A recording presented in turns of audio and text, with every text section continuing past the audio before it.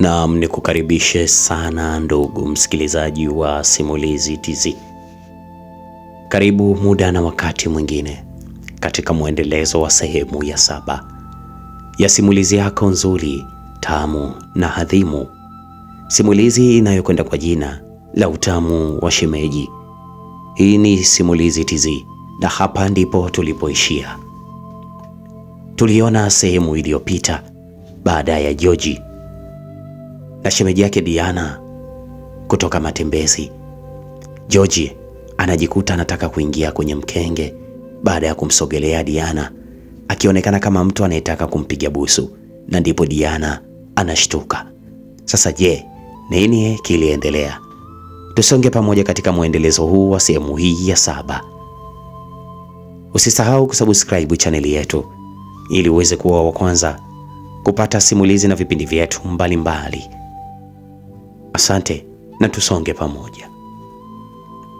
Basi George alishtuka mno, lakini Diana akawa kama anataka kuamka, ndipo akakutana mdomo kwa mdomo.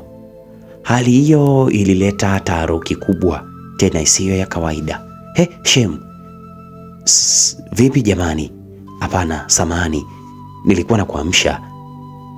Diana aliamka kisha akaenda zake chumbani. Basi ilipita kama siku 2 hivi. Diana alifikiria sana. Alifikiria jambo moja, kisha akaamua, ngoja nijaribu ili nione, maana huyu simuelewi. Alafu nitamjaribu huyu. Basi siku hiyo Diana alikuwa amerudi mapema mno. Alirudi mapema kazini, akatayarisha chakula cha shemeji yake, ambaye baada ya kurudi kazini walikula pamoja. Kisha George akiwa kwenye TV alisikia sauti ikimuita, shemeji, shemeji, nisaidie. George alitoka mkuku na kuingia chumbani kwa Diana. Alimkuta Diana akiwa amevaa kanga moja, tena kanga yenyewe ameikunja katikati, hivyo ilikuwa fupi mno. Shemu, yule kule. Wapi? Basi Diana aliinama na kutaka kumwonyesha shemeji yake. Wakati akiwa anainama, huku kwa George ilikuwa lawama mno. Basi macho yalimtoka kama mjusi aliyebanwa na mlango. Basi naye George akainama ili aone huyo mdudu. Ilikuwa yapata majira ya saa 3 usiku. Basi Diana aliinuka na kwenda kuizima taa moja kwa moja, tena kwa spidi isiyo ya kawaida. Umeme umekatika au? Muda huo George alikuwa haelewi hili wala lile. George alishangaa baada ya kuvutwa shati na shemeji yake, kisha kukumbatiwa kwa nguvu mno na Diana. George alionekana kuwa na wasiwasi mkubwa, na ndipo akampokea shemeji yake. Shemu, nisamee. Usijali. Una maana gani kwani? Shem, mimi nimeshindwa kukaza. Shemu, nikwambie? Niambie. Nakupenda. Diana, unasemaje? Unachokiongea unamaanisha ama umechanganyikiwa? Ndiyo, ninachokiongea na maanisha. Nakupenda kweli. Aisee, sijui niseme nini. George alianza kujieleza. Sijui nizungumze namna gani katika hili uliloniambia. Sijawahi kufikiria hili lilikuwa jambo ambalo likinitesa mno ndani ya moyo wangu. Wewe umesema leo, ila mimi nimesema na moyo wangu toka muda. Diana, nakupenda mno. Kilichokuwa kinanifanya nizuie ni dada yako yaani mke wangu, ila nakupenda na nitazidi kukupenda.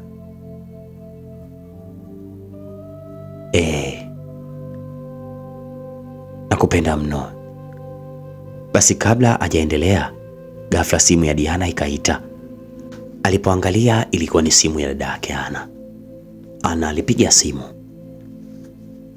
Halo? Dada, mambo? Poa, hujambo? Sijambo. Sasa najaribu kumpigia shemeji yako hapo George, lakini naona hapokei. Zaidi ya mara 3. Nilikuwa nataka niwape taarifa. Narudi, nafikiri kesho kutwa. Naweza nikarudi. Aise, karibu sana. Lakini nahisi simu yake itakuwa ameiacha chumbani, alafu yeye yupo sebuleni hapo anaangalia TV. Basi George mikono ilikuwa ikimtetemeka mno. Ilimtetemeka mno. Basi baada ya simu kukatika, George alitoka kwa haraka na kuelekea chumbani kwake kwa ajili ya kuangalia simu yake. Basi baada ya kufika alikuta missed call zaidi ya 4. Kisha alimpigia simu mke wake. Hello wife. George, mbona ulikuwa upokei simu mume wangu? Hapana mke wangu, simu ilikuwa chumbani. Mimi nilikuwa zangu nje hapo sebuleni naangalia mpira. Sawa, we naye kwa kupenda mpira. Mume wangu, imekumisi mno jamani. Kipenzi, nikwambie tu ukweli, unishindi mimi, maana mke wangu na kiu mno, na kama unavyojua uwepo wako kwangu ni muhimu mno. Usijali kipenzi, narudi kesho kutwa. Aise, kweli? Ndo tunamalizia mambo mengine kesho, then kesho kutwa nitarudi. Walizungumza mambo mengi zaidi ya nusu saa kama mke na mume. Baada ya kumaliza, George alienda kuoga na kujiandaa kulala. Lakini kabla hajalala, akiwa kitandani, aliona simu yake ikitoa mwanga. Alipoangalia akaona SMS ya WhatsApp. Alipofungua alikuwa Diana. Alikuwa ametuma picha akiwa kitandani, amevalia night dress nzuri, huku akimtakia usiku mwema. Ngoja nimpigie, George alisema. Kisha alimpigia video call. Ongera mrembo. Ongera ya nini shemu? Kasula kako ninavyokuangalia hapo. Mungu fundi jamani. Ila kwako amezidi. Kwa lipi jamani? Kwa mengi tu. Yaani I wish tungekuwepo pamoja hapo. Ningekuja kukuonyesha kitu. We shem. Hapana nini? Subiri basi nije. George alitoka na kuingia moja kwa moja kwenye chumba cha Diana. Muda huo alimkuta Diana amejilaza, taa imezimwa. Kisha akapanda kitandani na kumwambia Diana, Diana, mbona upo kimya hivyo? Una shida gani? Hujapenda uwepo wangu? Hujapenda? Diana alionekana mtu mwenye uoga usio wa kawaida. Alikuwa mtu ambaye hajiamini kabisa. Diana alikuwa akitetemeka mno.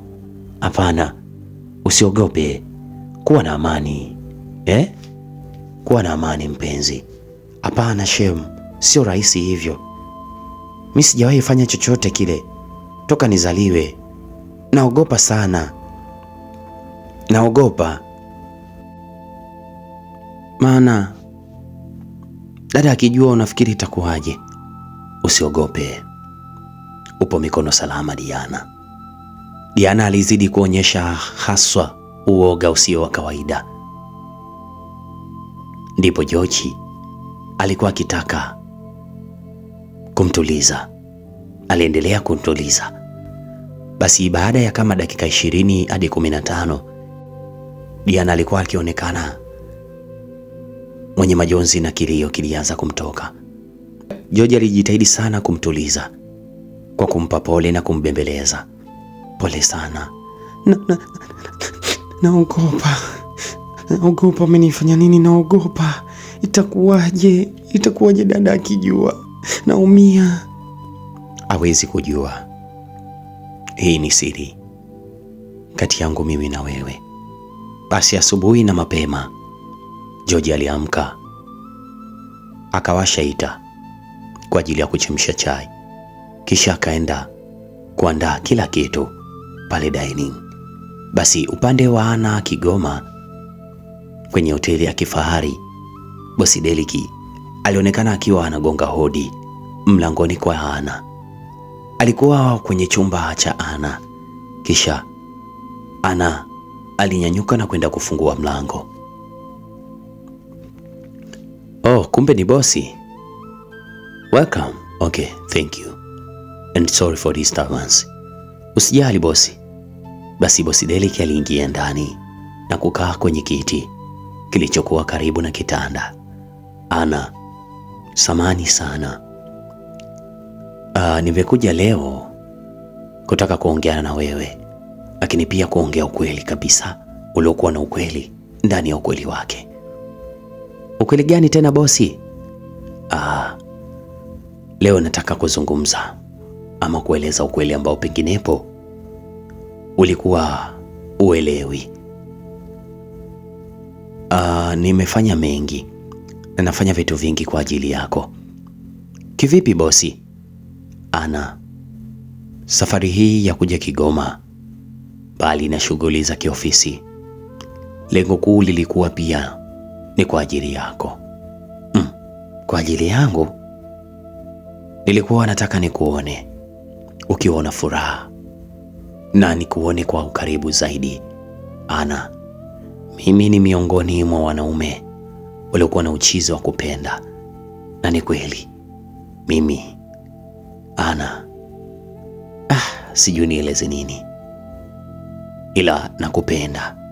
Ni kweli kabisa umenikataa, na ni kweli kabisa Ana umeolewa, lakini naomba nikueleze jambo. Katika maisha kila mtu ana thamani yake, tena kwa wakati wake.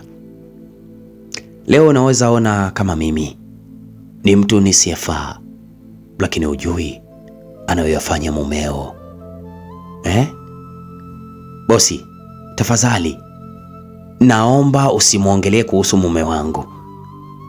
Ananipenda na ninamwamini, tena namwamini kuliko kitu chochote kile. Hata wazazi wangu siwaamini kama ninavyomwamini yeye.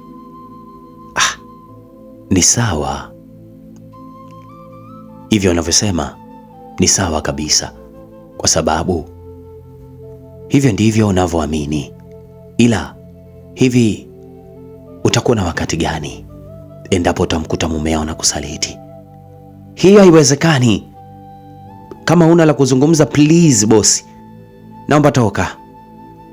Ana alionekana kupaniki kidogo. Ana, nipo tayari kutumika kwako kama tambala la deki, niwe na thamani pale nitakapohitajika. Haijalishi kwa lini ama kwa wakati gani, ila moyo wangu utakuwa na amani walau kidogo endapo itakuwa hivyo. Hapana. Ana, uzili wako unanichanganya, kwa sababu uzuri wa mti ni kipande ndani ukakasi wa mti, na najua na naelewa ya kuwa upo katika wakati mgumu, ila mimi sitokusumbua na natamani nisikusumbue endapo utakuwa tayari kuwa na mimi. Nitakuwa tu tayari kukusubiri wewe kunitafuta, kwa sababu naelewa wewe ni mke wa mtu. Pale utakaponitafuta nitakuwa tayari, kwa sababu ndani yangu una nafasi na una thamani kubwa. Ana, Hakuna mtu anayejua kesho yake. Upendo wangu kwako si tatizo, lakini hisia zangu ndiyo tatizo. Nakupenda. Nakupenda mno. Nipo tayari kwa lolote lile. Na natamani uwe mke wangu. Lakini sasa nimechelewa. Ila natamani nipate nafasi hata ya punje ya haradani. Tafadhali. Bosi Derek alionekana kama anapiga magoti. Ndipo ana taratibu alionyesha kama vile kuwa na unyonge wa kutaka kumwelewa. Ndipo Derek alimsogelea taratibu, huko Ana akiwa na wasiwasi. Jamani bosi, please bosi, haiwezekani. Mimi naomba tu unielewe. Ana alionekana kuwa na msimamo mno, kuwa na msimamo wa hali ya juu. Yaani alikuwa hataki kabisa, ingawa alionekana kama anataka kuanza kulegeza, lakini baadaye alionyesha msimamo usio kawaida. Kumsaliti mume wangu siwezi, kuchiti siwezi. Basi baada ya muda kama dakika kadhaa, Derek aliamua kutoka. Ana alibaki ndani akifikiria. Alijisemea kimoyomoyo, mume wangu nampenda na nitazidi kumpenda, sitomsaliti. Basi upande wa Diana na George mambo yalianza kunoga. Baada ya kidume kukaanga mayai na kumwandalia shemeji yake breakfast ya maana, basi moja kwa moja George alitoka na kwenda kumgongea hodi Diana. Diana alikuwa bado amelala, tena alikuwa na lepe zito la usingizi. George aliingia ndani, alimsogelea na kumwamsha kwa kumpiga busu la kwenye paji la uso. Hello baby, wake up please, wake up tafadhali. Alianza kumtikisa mpaka pale aliposhtuka. Naota au? Kwa nini unasema hivyo? Saa ngapi kwani saizi she? Diana alizungumza, kisha George akamtuliza na kumwambia, usijali, nimeshaandaa breakfast, twende ukanye chai ili uende kazini. Diana alishangaa, imekuwaje? Basi ndipo alimvuta kwa karibu, kisha akamshika mkono na kumnyanyua. Diana alivyokuwa anajaribu kutaka kutembea, alijiona ameshindwa. Alihisi maumivu katika maumbile yake. Mbona naumia jamani? Pole mpenzi, huo ndo ukubwa huo. Sikutegemea shemu kama utafanya haya. Hapana shemu, nisamehe sana. Diana alilalamika. Shemeji, naogopa. Dada akijua itakuwaje?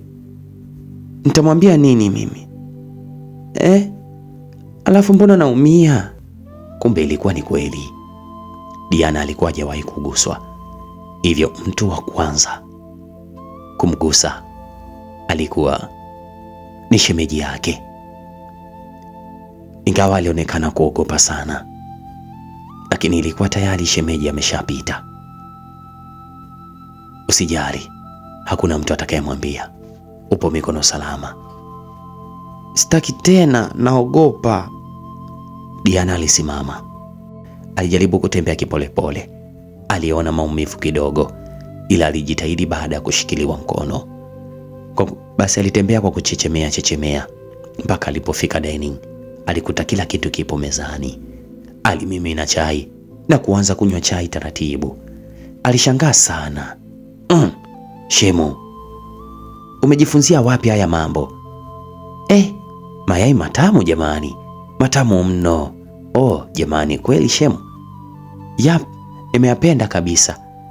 Basi George akachukua mayai kidogo, kisha akamlisha Diana. Furaha mpya ikaanza kuingia kwa wawili hawa.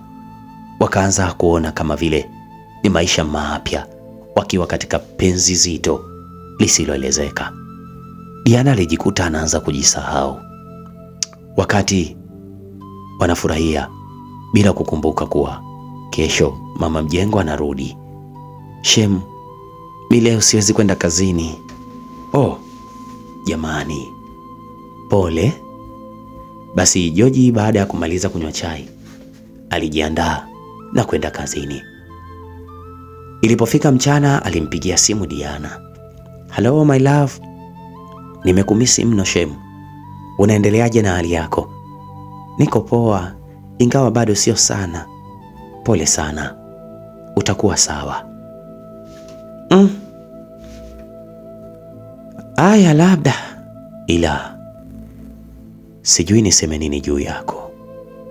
Unajua Diana, siku hii ya leo nimejikuta nikikaa na kuwaza mengi. Nimewaza mengi mno.